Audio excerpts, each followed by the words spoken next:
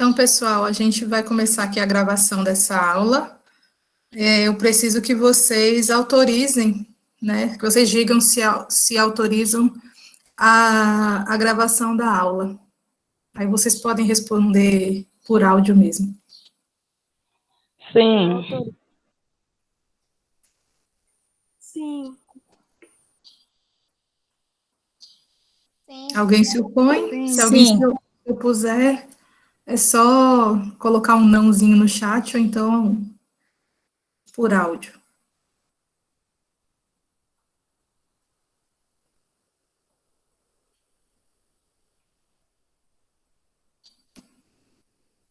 Então, todos autorizam. Eu vou começar a apresentação do slide.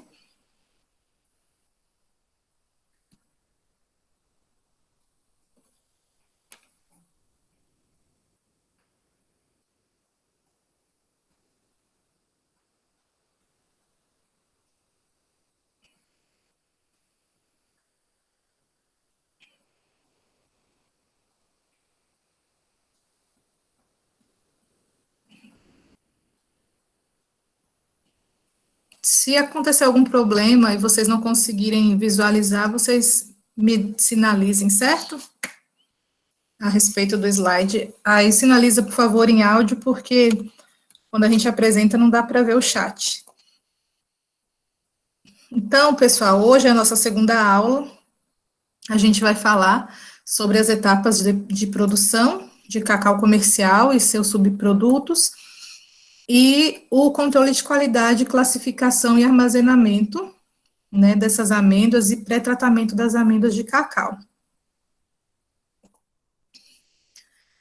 Então, logo depois que o fruto do cacau é colhido, ainda em campo, ele é despolpado, né, as amêndoas com a polpa, elas são retiradas dessa casca, né, e colocada nesses caixotes, aqui, está um pouquinho longe, mas dá para enxergar, né?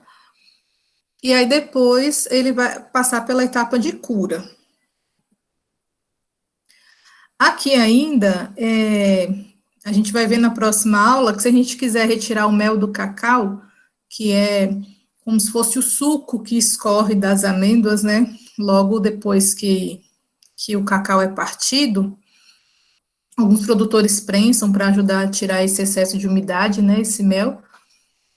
É nessa etapa ainda que isso é feito, né? Geralmente é feito em campo ainda, porque tem que ser uma retirada desse produto rápido, porque como ele é rico em açúcar, ele fermenta muito rápido, né? E o mel de cacau não é uma bebida fermentada, então ele tem que ser tirado rapidamente para não dar tempo de fermentar. Então, a cura nada mais é que o conjunto de duas etapas, né? Onde acontecem reações químicas específicas. A cura, ela se inicia com a fermentação das amêndoas e termina com a secagem. Então, o objetivo da fermentação, juntamente com as reações enzimáticas que acontecem ali, né, a reação com as enzimas, né, polifenol-oxidases, que vão, como o próprio nome diz, né, oxidar polifenóis e polimerizar, formando a cor mais escura, ela vai facilitar a separação da polpa, né, entre polpa e amêndoa, e vai produzir precursores de sabor e aroma característicos, né, durante essa etapa de fermentação, fermentação por micro-organismos e as reações enzimáticas próprias das enzimas endógenas ali da semente do cacau, tá, da amêndoa. Após essa etapa, a gente realiza uma secagem. E aí, durante a secagem, continuam acontecendo reações químicas, né? Essa secagem, mais essas reações químicas, elas vão reduzir o teor de umidade da semente de cacau. Geralmente, essa umidade tem que ser bem baixinha, tá? Alguns lugares falam de 7%, tem que chegar numa umidade baixa para interromper a fermentação e evitar o crescimento de fungos, por exemplo, né, que podem produzir micotoxinas. Eu vou enviar também para vocês, para o WhatsApp, né, um texto que eu montei rapidamente, explicando um pouco sobre as micotoxinas, falando do seu, dos riscos, né, que elas representam, e aí demonstrando a necessidade de armazenamento e de tratamento adequado para essas amêndoas de cacau. Então vamos lá, né? Vamos olhar passo a passo dessa cura. Então, em primeiro lugar, depois que a gente coleta lá essas sementes, vocês estão vendo aqui que elas ainda têm polpa, né? Essa partezinha aqui branca que recobre as sementes é a polpa do cacau. Então, para produzir as amêndoas de cacau, a gente deixa a polpa, né? A gente não tira a polpa da semente, vai a semente junto com a polpa. Por quê? Porque os micro-organismos, eles vão utilizar justamente dessa umidade e dos açúcares presentes aqui nessa polpa para proceder à fermentação, né? Então, inicialmente, essas sementes com a polpa, elas vão ser colocadas, né, nessas caixas, que o pessoal chama de coxo, geralmente, ou então em montões, né? Em alguns lugares do mundo, por exemplo, na África, o pessoal usa bastante montão. Eles não têm esse hábito de usar esses coxos como a gente usa aqui no Brasil, né? Aqui na América em geral. Ô, professora. Oi. Bom dia a todos. Ô, Pro, e esses coxos geralmente são coxos de madeiras, é? Madeira. Tradicionalmente de madeira. Assim. Mas dentro da ação é permitido, né? Sim, porque é quase que um processo artesanal, né? Vamos colocar. Se alguém mandar mensagem no chat, por favor, leia para mim, porque eu não consigo visualizar. Até que, assim, esse material, o fato de ser de madeira, não interfere, se a gente for pensar do ponto de vista da qualidade sensorial do produto, né? Podia, sim, ser um coxo de inox, por exemplo, né? Que são materiais mais adequados para processamento de alimentos, né? Mas esse pré-tratamento das amêndoas, ele não é feito na indústria, né? Ele é feito no campo ainda, né? Ele é feito lá pelos próprios produtores, né? Então, até por isso mesmo não tem essa exigência tanto da legislação, pensando do ponto de vista do que seria a segurança de alimentos em nível industrial, né? Mas aí também vem aquela outra questão, né? A madeira, novamente, como ela pode reter umidade, pode promover o crescimento de fungos, né? Esse material tem que ser mantido limpo na medida do possível, para evitar o crescimento de fungos patogênicos, como os produtores de micotoxinas, né? Só que a gente vai e volta. O que acontece? Grande parte dos micro-organismos que promovem a fermentação, né, da microbiota do cacau, ele acaba que está ali também, né, presente nesse coxo. Eu vou interromper aqui rapidinho, só para poder liberar a entrada para alguém que solicitou agora. Deixa eu ver. Jeane. Deixa eu retornar para cá, então. Então, um processo importante aqui, durante essa fermentação, é remexer continuamente, de tempos em tempos, né, na verdade, essas sementes. Por quê? O que acontece? A fermentação, ela é um processo exógeno, né? Ela libera muito calor durante esse processo. E aí, se esse calor não for dissipado, né, por esse revolvimento das sementes, ele pode acabar fazendo com que as sementes germinem, né? As amêndoas germinem, e isso reduz consideravelmente a qualidade das amêndoas de cacau. Quando a gente estiver vendo lá na frente a avaliação de qualidade, a gente vai ver que esse é um dos critérios para a classificação das amêndoas, né? O percentual de sementes germinadas.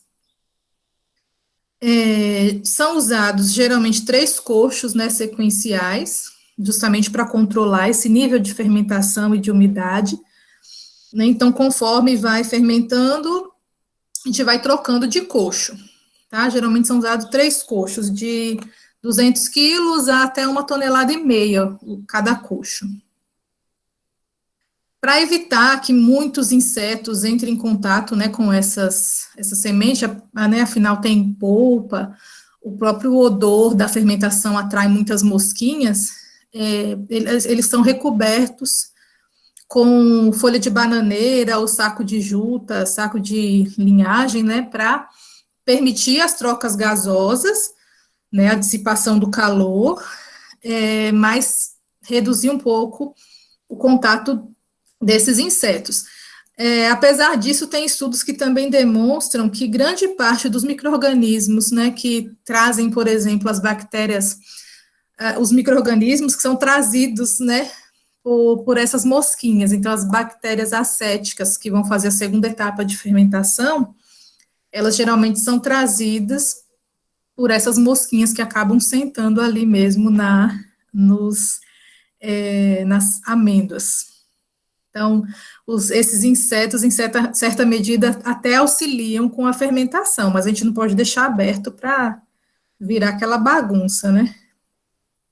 Então, se vocês forem observando, esse processamento, esse beneficiamento inicial das amêndoas de cacau é um processo bastante artesanal, né?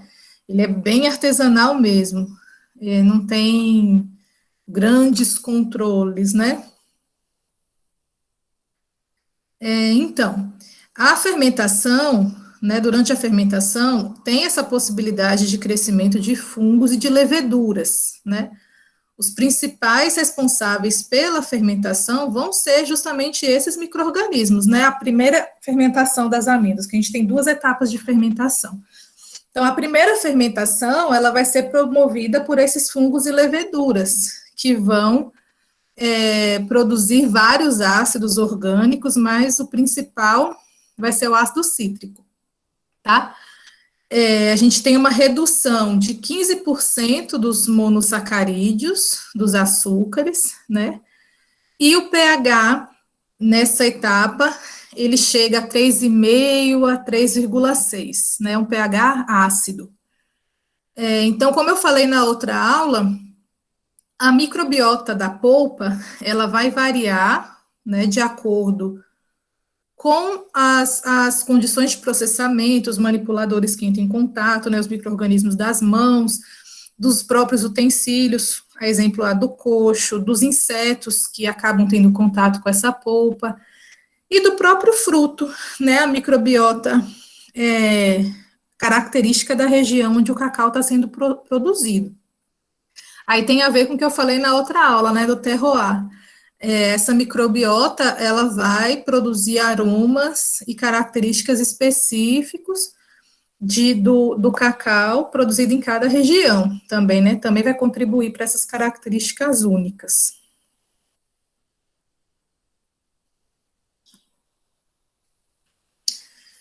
Então, como eu falei, olhe lá, a fermentação, ela é um processo exotérmico, e isso faz com que as sementes possam germinar, o que é indesejável, né? Então, olha para vocês verem, durante essa fermentação, a temperatura ela pode chegar, né, de 35 até 40 graus, que é o calor liberado, né, pelos próprios processos que estão acontecendo ali, processos químicos e enzimáticos, né?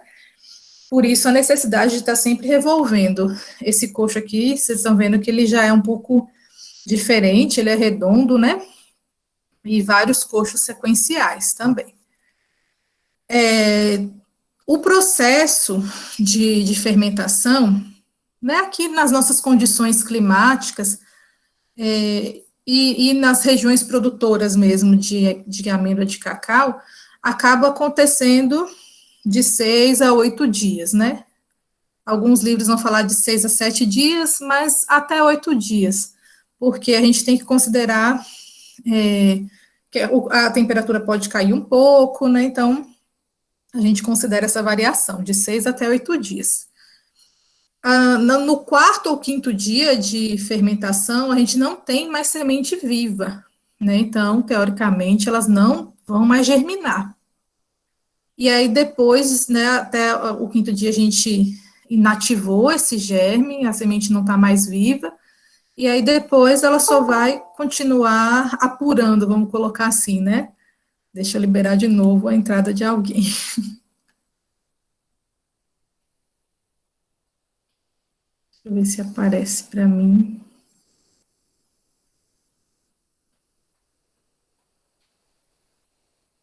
Dessa vez não apareceu. Se alguém chamar, depois vocês me avisem, por favor.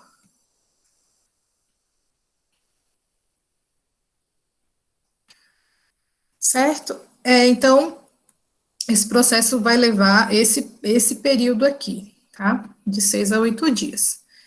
Então, como eu disse, a gente tem na fermentação, a gente tem duas fases. A primeira fase, ela é anaeróbica, né? Então, ocorre na ausência de oxigênio. Os principais micro-organismos envolvidos vão ser as leveduras, né? A Saccharomyces cerevisiae e a Candida krusei, aqui da Bahia. Então, olhem só, né? A Candida krusei, ela é um micro-organismo da microbiota do cacau aqui da Bahia. Se a gente for lá no cacau da Malásia ou da Indonésia, a gente provavelmente não vai encontrar a Candida krusei, certo? Esses micro-organismos, eles vão produzir etanol. Como eu falei anteriormente aqui, a gente tem a presença de outros compostos, né, secundários. A produção de alguns ácidos orgânicos. A gente tem o ácido cítrico próprio da fruta, né? E tem os ácidos também que são produzidos durante essa fermentação, em menor quantidade, mas são produzidos, certo? Mas o principal produto é o etanol. Então, primeiro acontece na fase anaeróbica uma fermentação alcoólica. Vocês se lembram da curva de crescimento microbiano? Aí me respondam no áudio, por favor.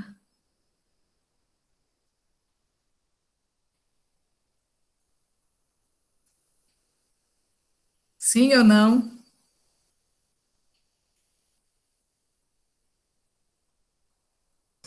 Não. Não? Deixa eu, então, interromper aqui e tentar demonstrar para vocês. Vou fazer um desenho aqui, tentar ilustrar essa curva. Deixa eu pegar uma folha.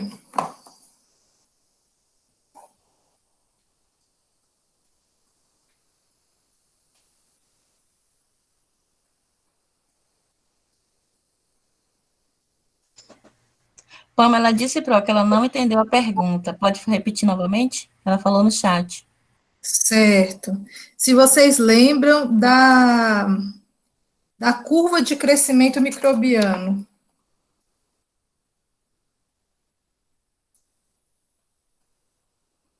Vou colocar aqui em dias que fica mais fácil. Deixa eu só interromper aqui, que eu vou precisar mostrar na câmera para vocês. Eu acho que aqui tem até uma função de usar tipo um quadro, mas eu ainda não aprendi a mexer nisso. Então, aqui, ó, tá todo mundo conseguindo enxergar? Eu acho que vai ficar ao contrário, mas vocês estão conseguindo enxergar, né? Sim. Então, aqui, o que acontece? Deixa eu ver onde é que eu estou. Aqui, ó. A gente, durante o crescimento microbiano, a gente tem uma fase inicial, que é a fase de latência, ó, que é número de micro-organismos, né, vivos, e aqui o tempo. Então, primeiro a gente tem uma fase de latência, que é quando os micro-organismos, eles não estão crescendo ainda, eles estão se adaptando àquele novo ambiente onde eles, né, estão, aquele meio onde eles estão. Depois a gente tem uma fase de crescimento, que é um crescimento exponencial, né, eles vão se multiplicando rapidamente. A gente entra num platô, que é essa fase estacionária, que o crescimento ele fica praticamente estável. Por quê? Porque os micro-organismos, eles nascem, vamos colocar assim, na mesma velocidade em que eles morrem. Então, o número de micro-organismos viáveis aqui praticamente não se altera. E aí, depois, o número de micro-organismos viáveis começa a cair, tá? Por que isso? Então, o que acontece em cada fase? Na fase estacionária, como eu falei, na fase de latência, desculpa, como eu falei, os micro-organismos estão se adaptando ao novo meio. Então, eles não vão crescer, né? Eles ainda estão ali se ambientando. Na fase de crescimento, a gente tem bastante nutrientes disponível, né? A gente tem muitos nutrientes. Então, tem bastante açúcar, tem tudo que o micro-organismo precisa para se desenvolver, para se multiplicar, certo? Mas, lembrem-se, o micro-organismo é igual a gente. Quando a gente metaboliza, né, os nutrientes, a gente produz compostos que precisam ser excretados, né? A gente, no caso dos micro-organismos, eles vão produzindo, os metabólitos são tóxicos, né? Então, vamos lá, a levedura está usando o açúcar, né, para crescer, para se multiplicar. Mas o que ela está produzindo durante esse consumo de açúcar? Qual é o principal composto que eu falei que é produzido durante a primeira fase da fermentação? Vamos ver aí se vocês lembram. Eu acabei de falar. Alguém se arrisca? Etanol? O etanol. E qual é uma das características do etanol? A gente usa etanol para quê?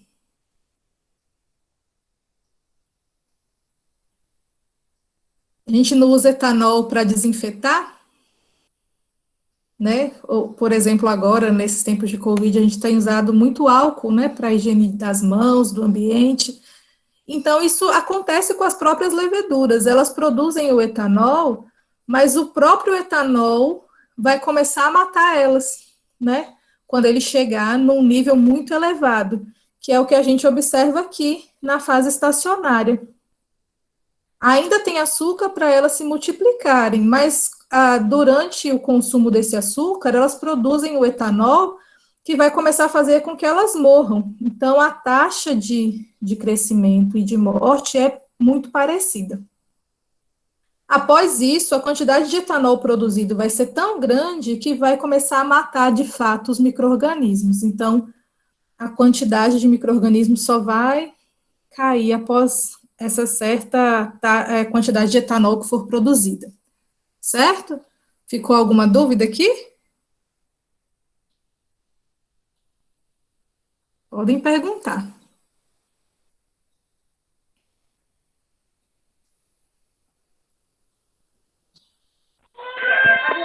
Bom dia, Pro. Bom dia.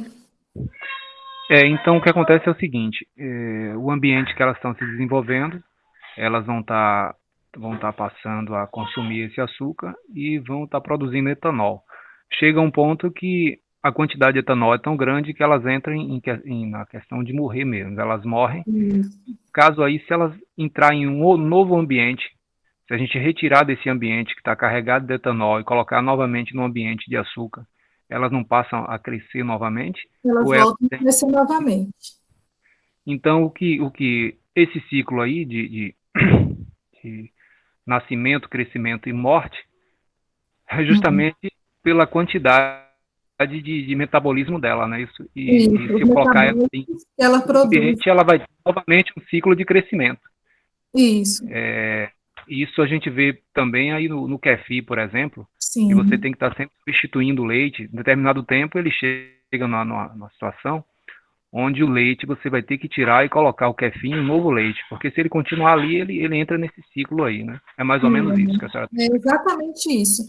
Todos os processos fermentativos, né, que a gente usa, é, esses micro-organismos, né, que fazem a fermentação, vão passar por esse ciclo, né? Então, seja para iogurte, para kefir, para vinho, para cerveja, todos os processos fermentativos vão passar por esse ciclo. Deixa eu ver se tem mais alguma pergunta no chat. Pamela, então, durante a fase de morte ocorre a perda irreversível da capacidade de divisão celular. O que acontece? Na verdade, a gente tem que pensar que a gente tem uma população de milhares de micro-organismos ali. Quando a gente fala de curva de crescimento, a gente está falando de taxas, né? Então, na fase estacionária, praticamente, na fase de latência, desculpa, que é a primeira fase, praticamente os micro-organismos não estão se dividindo ainda porque eles estão se adaptando, né?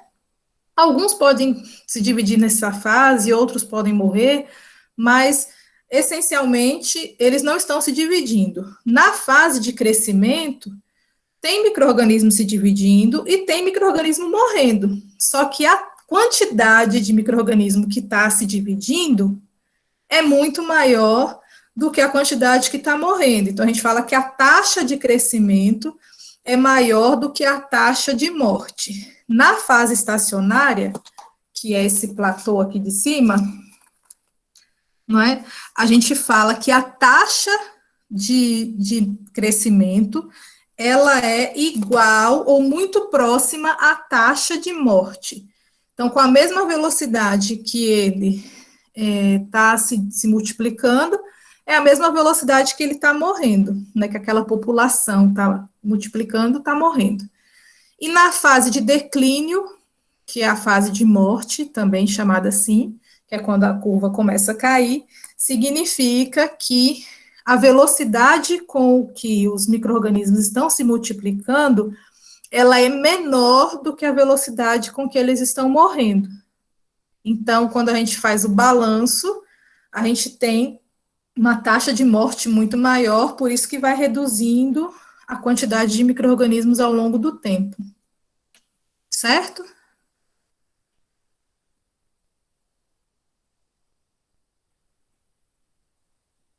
Deixa eu voltar a apresentar.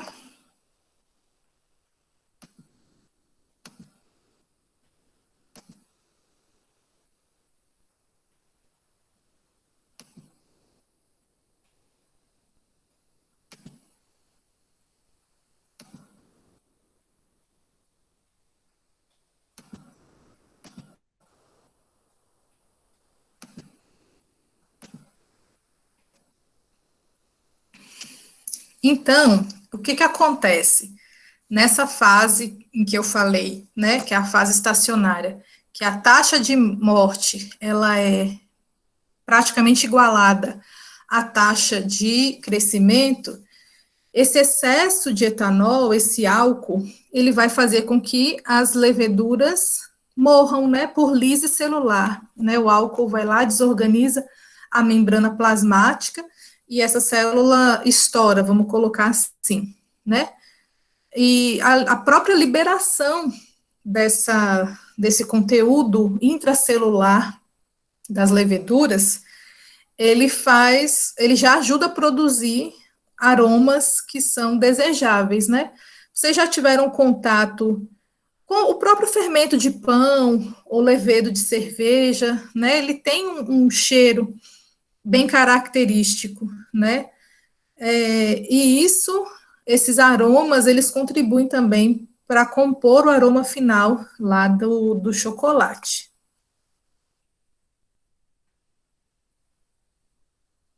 Além do que, né, quando essas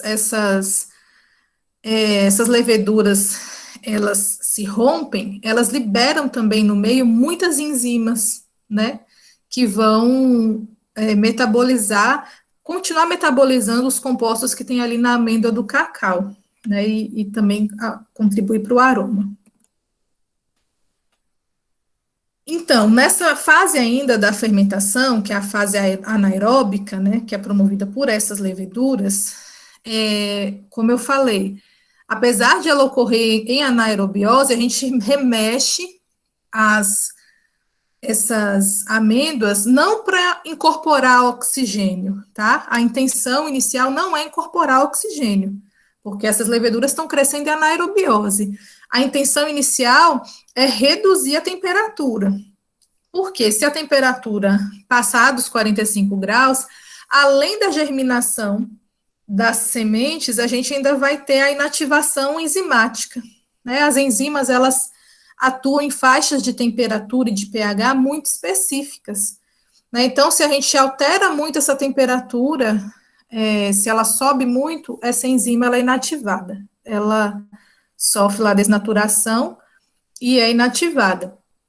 E aí, o que acontece? Nesse ato de revolver, como eu falei anteriormente, apesar da intenção inicial não ser acrescentar oxigênio, o oxigênio entra, né, nesse monte de amêndoas. E aí ocorre uma reação de oxidação do álcool pelo oxigênio. E começa a acontecer em pequenas quantidades a conversão do etanol em ácido acético, que vai ser a segunda etapa da fermentação, tá? Das amêndoas. E aí, com o surgimento desse ácido acético e do gás carbônico, esse próprio odor de vinagre, vamos colocar assim, né? Começa a atrair insetos. E esses insetos veiculam mais acetobactérias ali naquelas amêndoas, e essas acetobactérias vão acelerar a produção de ácido acético, né? Que elas fazem justamente essa conversão de etanol em ácido acético. Vou mostrar para vocês aqui as fórmulas, né, então, das reações que acontecem. Então, na primeira fase da fermentação, é a fase anaeróbica, que é promovida pelas leveduras, certo? São leveduras que vão fazer a conversão dos açúcares em etanol, liberando o gás carbônico e o calor, né, que a gente tem que mexer para não deixar com que esse montante de amêndoas aqueça muito. E na segunda fase, que é a fase aeróbica, agora a gente precisa do oxigênio para oxidar o etanol em ácido acético, certo? Essas acetobactérias que foram trazidas pelos insetos vão ser principalmente a Aeromonas oxidase e a Acetobacter aceti. Elas vão produzir o ácido acético, né, que é o mesmo ácido que está lá no vinho, no vinagre, desculpa. E o que o ácido acético faz? Ele consegue penetrar na amêndoa, né, no tegumento, e aí ele vai tornar essa amêndoa permeável, né, vai permitir que as enzimas que estão ali já presentes nesse monte de amêndoa, lembra lá que as leveduras se romperam, liberaram enzimas, tem também enzimas dessas acetobactérias, algumas, né, a gente vai ter um pool de enzimas ali nessas amêndoas. Então, quando o ácido acético torna a amêndoa permeável, essas enzimas conseguem entrar, né, na estrutura da semente. Além disso, o ácido acético também reage com os taninos, né, formando ácidos tânicos e outros compostos, e aí isso vai fazer com que as amêndoas, elas endureçam, né, elas vão ficar com aquele aspecto mesmo de semente dura, né, de cacau. Então, aqui só mostrando a segunda fase da fermentação. Então, o etanol na presença de ar, do oxigênio, ele vai ser oxidado, né, por esses micro-organismos, que agora são bactérias, e convertido em ácido acético e água. Então, falando, né, das características, vamos colocar assim, das amêndoas durante essa fermentação, logo no início, essas amêndoas elas vão inchar, perder água, né, e a astringência também, elas vão ficar um pouco mais ácidas e vão adquirir essa coloração marrom escura. E durante essa fermentação, a gente vai ter os primeiros precursores de aroma, né, desses cheiros e do sabor da amêndoa, mas ainda não tem nada a ver com chocolate, tá? É bem diferente. O aroma mesmo de sabor e de chocolate, eles só vão surgir depois que essas enzimas das leveduras penetrarem na amêndoa, né, quando o ácido acético faz a permeabilização da semente. Aí vão começar a surgir os aromas. E esses aromas vão continuar sendo produzidos, né, ao longo da secagem da torrefação, que a gente vai ver mais adiante. Então, depois que a gente passou por essas duas fases de fermentação, a primeira etapa, que é a fase etanólica, né, a fase anaeróbica, promovida pelas leveduras, a gente passou pela segunda fase, que é a fase acética, aeróbica, promovida pelas bactérias. A gente fechou esse ciclo de 6 a 8 dias de fermentação e vamos partir agora para a secagem. Isso aqui também ainda acontece na fazenda, né, no campo, não é na fábrica ainda, tá? E essa secagem, ela pode ser feita basicamente de 3 jeitos, né? A forma mais utilizada, que é a forma convencional, né? A forma, vamos colocar assim, tradicional, é um nome melhor, né? É através dessa secagem por exposição ao sol, né? Vocês estão vendo aqui do lado tem como se fosse um trilho, e esse telhado aqui, ele corre por esses trilhos, porque as sementes, elas ficam aqui para secar, né, durante o dia, tomar esse sol durante o dia, e aí à noite, ou quando chove, esse telhado corre por esses trilhos e cobre essas sementes, né, para não devolver a umidade para elas, já que elas secaram durante o dia, certo? Ela também vai ser revolvida de tempos em tempos, para promover, né, auxiliar nessa secagem. Pode ser seca também nessas estufas, né, que são estufas solares aqui, nesse caso, porque aqui a gente pode deixar, né, não tem esse trabalho de estar abrindo e fechando, porque ela tem esse plástico aqui em cima que permite a passagem do sol, mantém o calor ali dentro, né, durante o dia. E agora tem uma outra questão. Essas sementes, elas não podem ser secas em estufas, né, ou equipamentos que liberem fumaça, tá? Apesar de até existirem estufas que são elétricas, né, para secagem de semente, elas não são muito usadas por conta do custo, né, fica caro, mas elas têm que ter a temperatura muito bem controlada, né, porque se aparecer qualquer aroma de fumaça na hora da análise da semente, a depender da quantidade de sementes com esse aroma de fumaça, o lote inteiro tem que ser descartado, tá? Não é permitida a presença de aroma de fumaça de nenhum tipo nas amêndoas de cacau. Então, durante essa secagem, as enzimas permanecem atuando, né? Principalmente, a gente vai ter lá as enzimas da própria semente, né? Como eu falei lá no início, as polifenol oxidases, PPO, e elas vão promover o escurecimento enzimático. A gente não ouve o tempo inteiro dizendo que o cacau é uma fonte, o chocolate, né, é uma fonte de polifenóis ou de compostos fenólicos, né? Então, são esses compostos fenólicos que são, que passam, né, por esses, promovem, juntamente com as enzimas, o escurecimento enzimático. As enzimas atuam nesses polifenóis. A temperatura mais comum de tratamento para secagem dessas amêndoas é de 30 a 40 graus, né? Que vai ser a temperatura da exposição solar mesmo. E aí ela vai durar de 4 a 5 dias.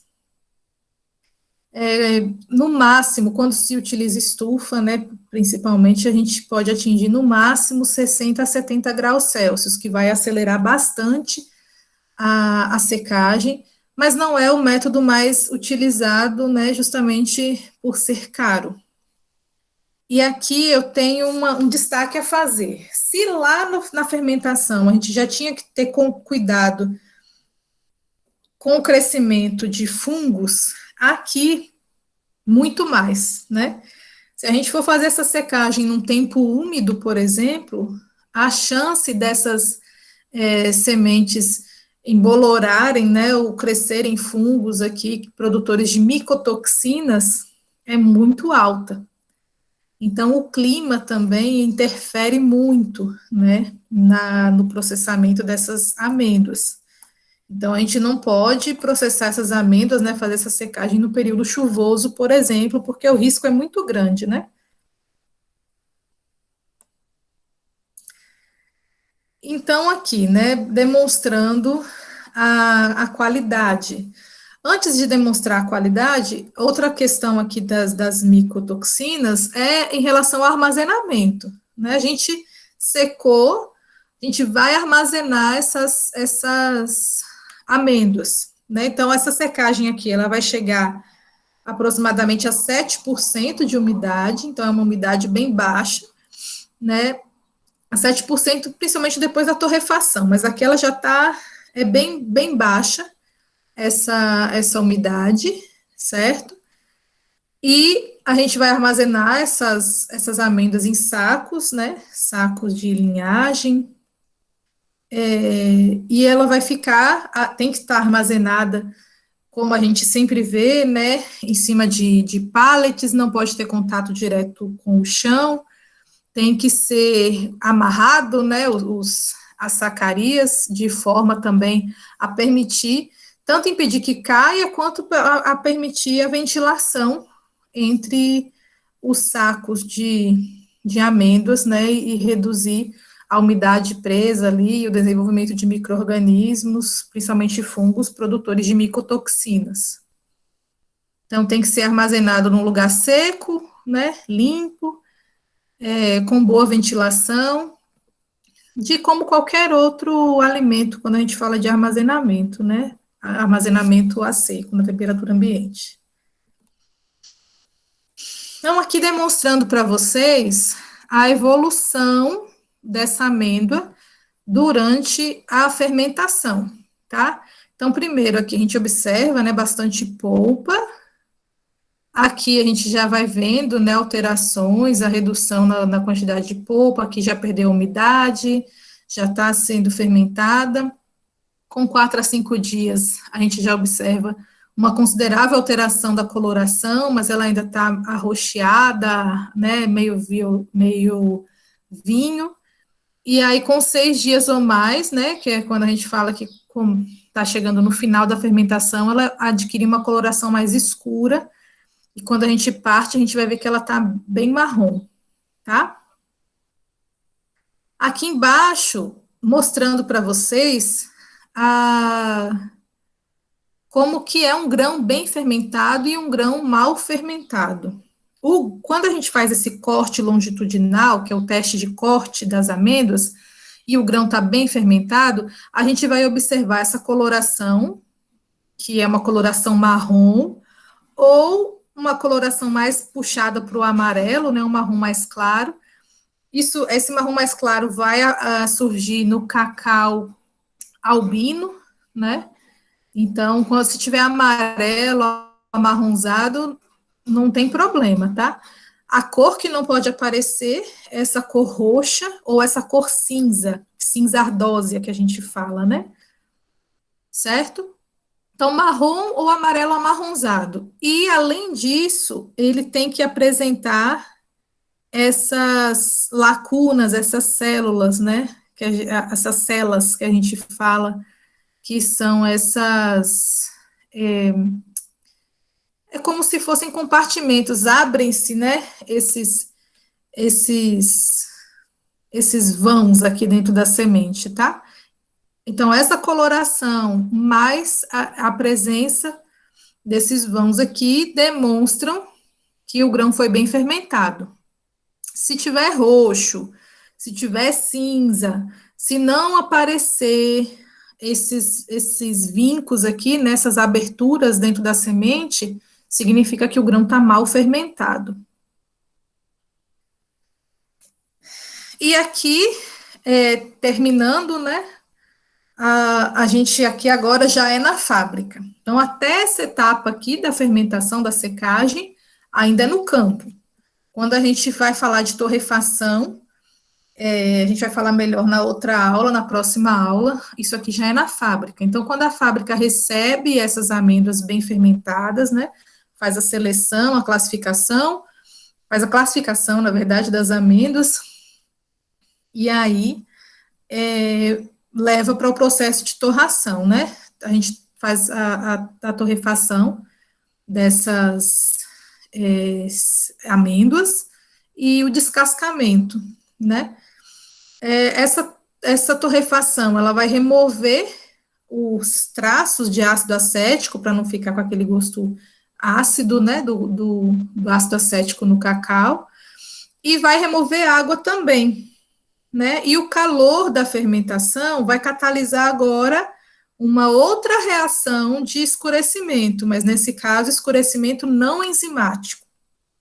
Enquanto lá na fermentação e secagem a gente tinha escurecimento enzimático, né, pelas polifenol-oxidases, agora na torrefação a gente tem um escurecimento não enzimático por meio da reação de Maillard, que vai produzir a cor do cacau, né, essa cor escura do chocolate, vai produzir o sabor e o aroma característicos, né, dessa reação, que é o aroma de chocolate que a gente conhece, a cor do cacau, que é do chocolate que a gente conhece, vai ser produzida aqui.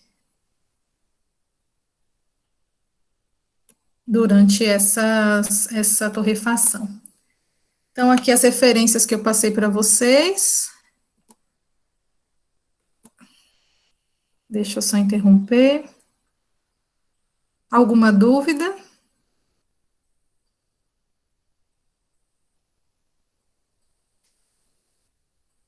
Professora, então, nesse caso, a polpa do cacau, ela só serve mesmo para fazer a fermentação das sementes.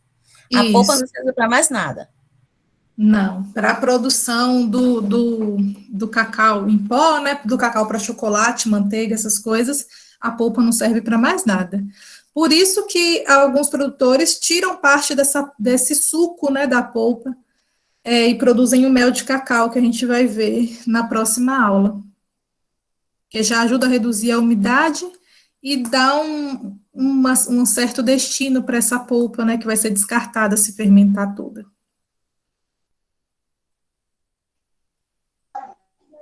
Ô, Pro, Oi. eu vou falar uma coisa que não tem nada a ver com a aula aí. Eu vou precisar sair, porque eu tenho um celular aqui, meu filho vai assistir aula agora, eu só estou com o celular, viu? Certo, tudo Mas bem. a aula está terminando agora ou vai continuar? Não, tá terminando, eu só vou mostrar para vocês o vídeo que eu falei e explicar o estudo.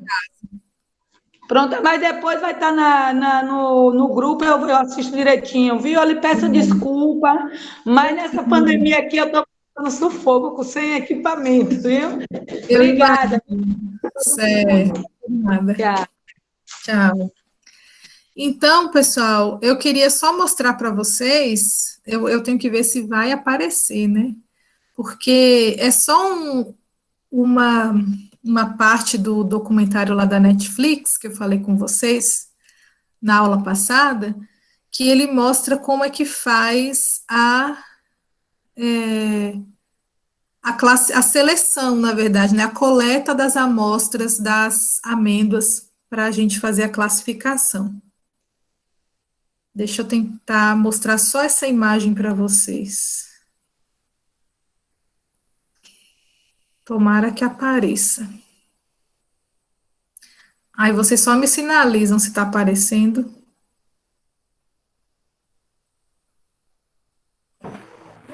Para mim está aparecendo. Pronto. Ignorou a anonimidade do transporte em massa para criar uma ligação direta e identificável entre os fazendeiros e o produto final. Estão vendo que tem esse coletorzinho aqui?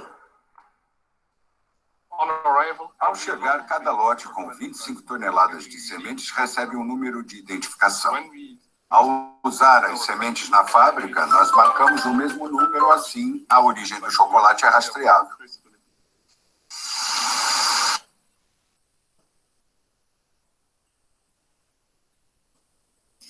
Então, o que eu queria mostrar para vocês é essa etapa aqui. Estão vendo? Deixa eu só interromper. Vocês conseguiram ver que tem um equipamento que é tipo uma faquinha, né, com um reservatório, que ele vai furando as sacas, né, e coletando as amêndoas.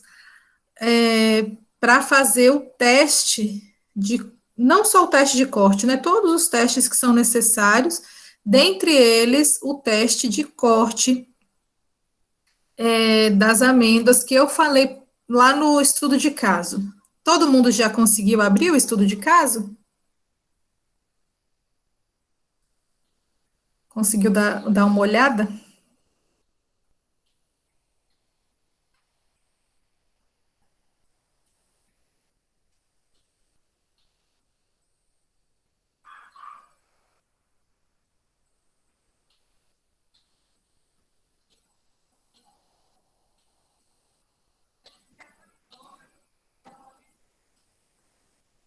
Vocês conseguiram, gente, observar o estudo de caso? Sim ou não? Sim. Tá, então, pronto. Então, no estudo de caso de vocês, o que vocês vão ter que fazer, né? Eu dei lá uma situação em que vocês recebem, né, um lote de amêndoas, né, de cacau para processar, e vocês precisam fazer o teste inicial de controle de qualidade dessas amêndoas, né? Eu coloquei lá os parâmetros da legislação, né, que são exigidos, e aí expliquei mais ou menos como é que vocês vão fazer. Eu coloquei lá também o documento do mapa, né, que orienta a respeito desse regulamento técnico de amêndoas de cacau, e esse regulamento, ele explica como é feito, quais são os parâmetros, né? Então, como é feito isso? Para vocês fazerem o estudo de caso, né? Você recebeu, vamos dizer lá, 1.000 sacas de cacau, tá? 1.000 sacas de 60 quilos, por exemplo, né? 50, 60. Você recebeu 1.000 sacas de amêndoa de cacau. Qual se a gente for fazer o teste de corte, o que a gente precisa fazer? Selecionar amostras de 10% desses sacos, tá? Então, não se confundam, não é 10% do peso, é 10% do número de sacos, certo? Então, se eu recebi 1.000 sacos, eu tenho que testar quantos sacos?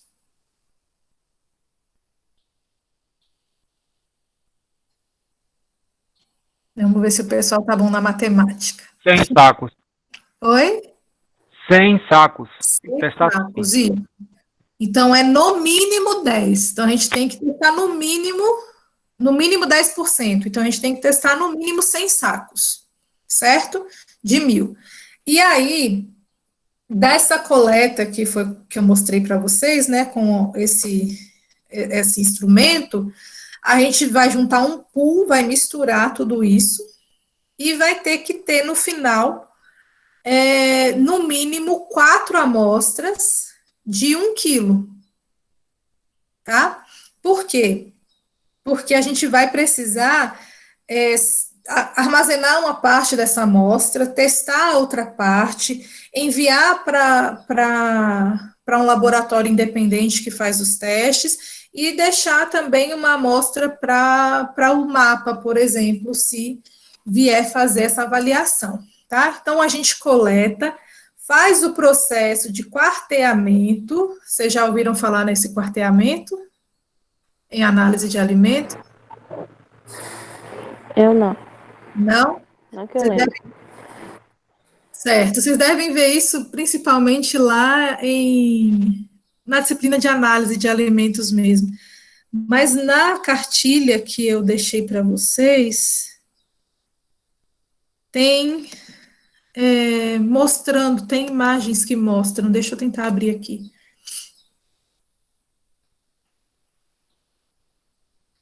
Para a gente dar uma olhada. O que é o quarteamento?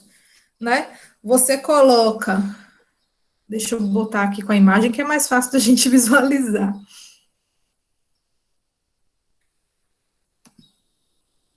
A gente vai usar principalmente para produtos sólidos, né? Não dá para fazer quarteamento com líquido.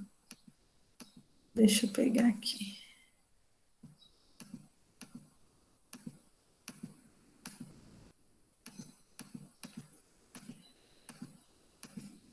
Aqui.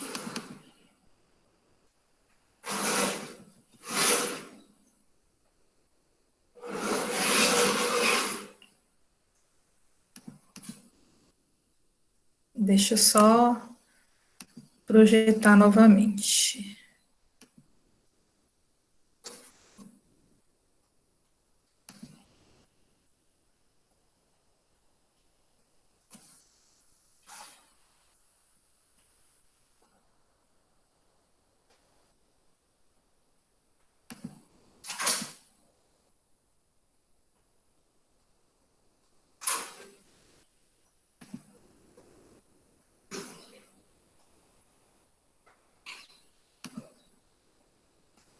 Pronto, estão visualizando?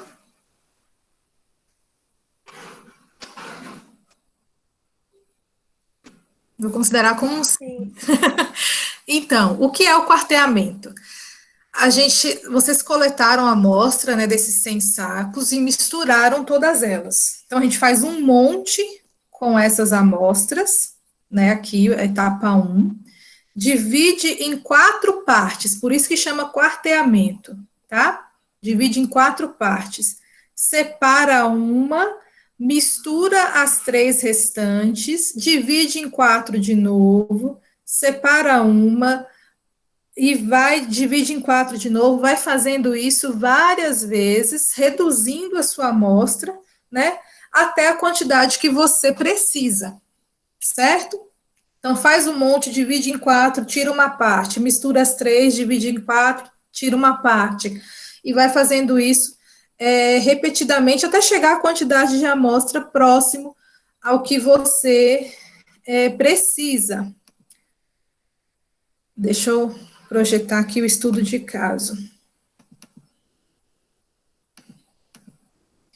Então, olhem só, de acordo com a legislação, a quantidade, vocês vão olhar lá, né? A quantidade, ela vai ter que ser ao final de, no mínimo, 1 quilo, certo? Para a gente conseguir fazer os testes todos, incluindo o teste de corte. Para o teste de corte, a gente vai ter que utilizar, no mínimo, 300 amêndoas, e elas são partidas ao meio, como esse rapaz está fazendo aqui, né? Longitudinalmente. Certo? E colocadas nessa tábua, né? Que é apresentada aqui. Deixa eu projetar para vocês um vídeo que vai ficar mais fácil de visualizar esse teste. Deixa eu ver se é esse ou se é outro.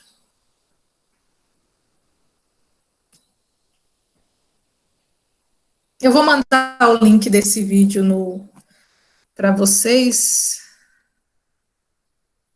Deixa eu ver se foi esse. Não é esse aqui. É o que está no estudo de caso. Ui. Já estamos de volta. Deixa eu só colocar aqui para vocês.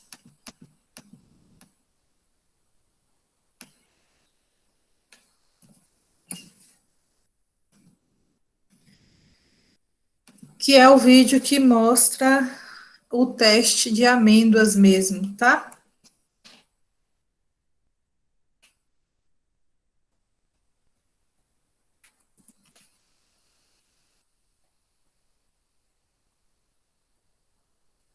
Oi, eu sou a Grazi, sou a Chocolate Milk da Puro Cacau. Todos estão conseguindo ver? Sim. Pronto. Então, vamos observar mais ou menos esse teste de amêndoa. Hoje eu fiz aqui o teste de corte das amêndoas, que chegou a nossa terceira saca. Vou falar só um pouquinho sobre esse teste de corte. Essa tábua aqui foi que eu ganhei. São abertas aqui 100 cavidades para eu colocar as amêndoas. Eu faço análise. Então, aqui, um detalhe. Ela tem uma tábua de 100, tá? Mas a gente precisa testar no mínimo 300. Então, ela vai ter que repetir esse teste 3 vezes, né? Para chegar nas 300 que a legislação determina. Geralmente, o pessoal faz de 100 em 100, né? Porque facilita talvez na porcentagem aqui, mas a gente precisa testar 300. De 100 amêndoas, dessas 100 amêndoas eu tiro a porcentagem de quanto que o cacau está bem fermentado ou não. Aí eu coloco aqui em classificação das bem fermentadas para as mal fermentadas. A análise que eu fiz é que 82% delas estão bem fermentadas, estão marrons. Quando começa a ficar violeta e sem as frestinhas, sem as galerias, é que estão mal fermentadas. Para vocês verem, essas 4 aqui não tem galerias, muito poucas galerias delas, estão mais violetas. Daqui até o final, elas estão violetas, mas tem bastantes galerias. Elas estão mal fermentadas, mas tem bastante galerias. Então, um total aqui deu 82% de bem fermentadas. Aqui as galerias.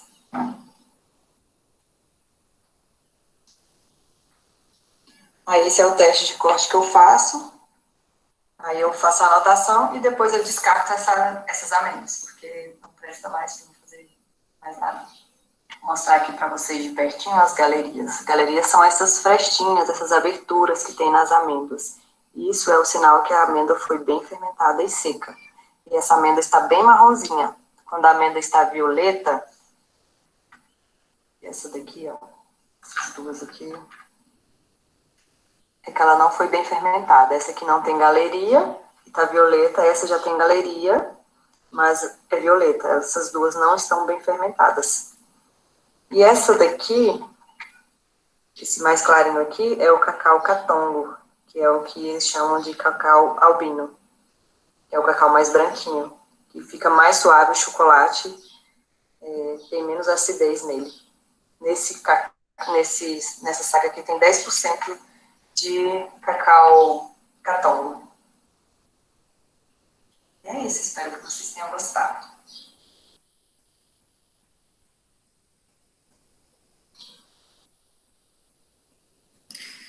Então, pessoal, dá para perceber, né, que esse teste, ele não é um teste muito complexo, né, é só visual mesmo.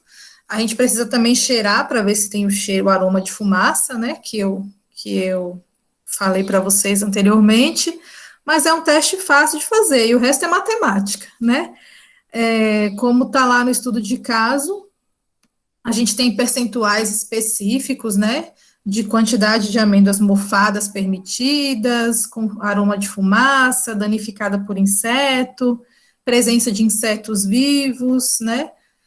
Essa coloração que eles colocam como violeta ou ardósia, né? Que nada mais é que é uma coloração que eu mostrei para vocês lá no slide, que ela é arroxeada, meio vinho, não é marrom, né? É um arroxeado meio vinho, tá? Que é a das amêndoas mal fermentadas.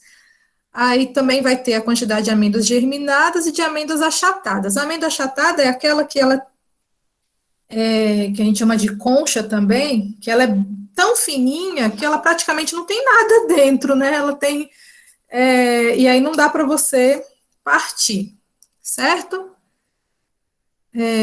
Alguém teve alguma dúvida lá na leitura do estudo de caso?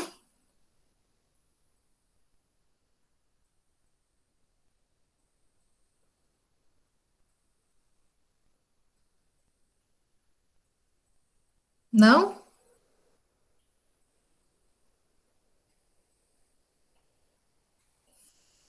Deixa eu olhar no chat.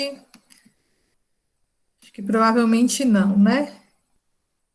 Então, pessoal, como eu falei anteriormente, esse material já foi enviado para vocês, a cartilha também, né, que eu vi que a Edna comentou aqui, também foi enviada, ela é bastante autoexplicativa. Eu vou enviar, já enviei, eu acho, coloquei no estudo de caso, né, esse vídeo para vocês verem, eu posso enviar também no WhatsApp, para vocês verem, para auxiliar na resolução do estudo de caso, e os materiais, né, necessários para o estudo de caso, além das leituras dessa aula também, certo? Esse estudo de caso vocês podem me enviar até segunda-feira da semana que vem, porque na terça a gente já resolve ele, né? Aí não adianta mais, não tem como contar para a nota depois da resposta dada, certo? E por enquanto, então, por hoje é isso. Se alguém tiver alguma dúvida, pode falar. Eu vou interromper aqui a gravação.